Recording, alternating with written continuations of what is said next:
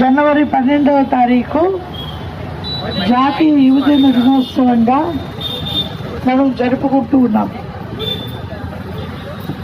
వివేకానంద స్వామీజీ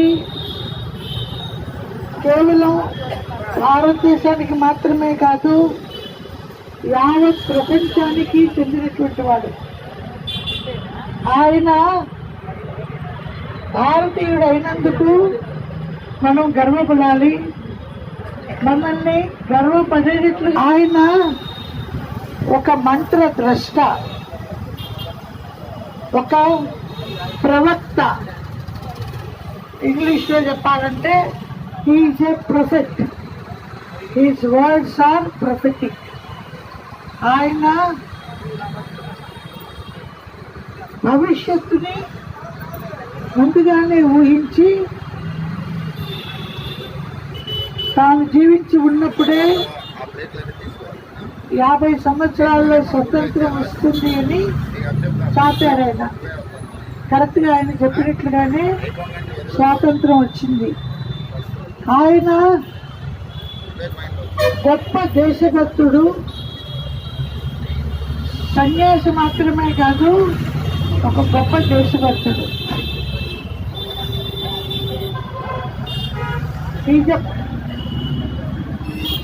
మొత్తం యావత్ ప్రపంచము కూడా ఈరోజు వివేకానందుని వైపు చూస్తూ ఉన్నది.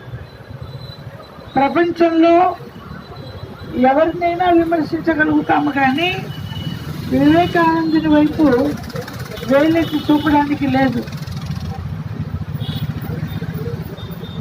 ఆయన తీర్థయాత్ర చేసి అమెరికాలో చికాగో సభల్లో పాల్గొని మన భారతదేశం యొక్క హిందూ ధర్మం యొక్క సనాతన ధర్మం యొక్క ఔన్నత్యాన్ని చాటి చెప్పారు. అప్పటి వరకు భారతదేశం అంటే ప్రపంచానికి తెలియదు. ఈయన దేశం కాని దేశానికి, మారుమూల గ్రామానికి, మారుమూల దేశాలకు వెళ్ళి తన యొక్క ఉపన్యాసంతో 30 సంవత్సరాలు అప్పటికి ఆయన వయస్సు. మొట్టమొదటి ఉపన్యాసము ఆయనది చికాగో మెయిడెన్ స్పీచ్.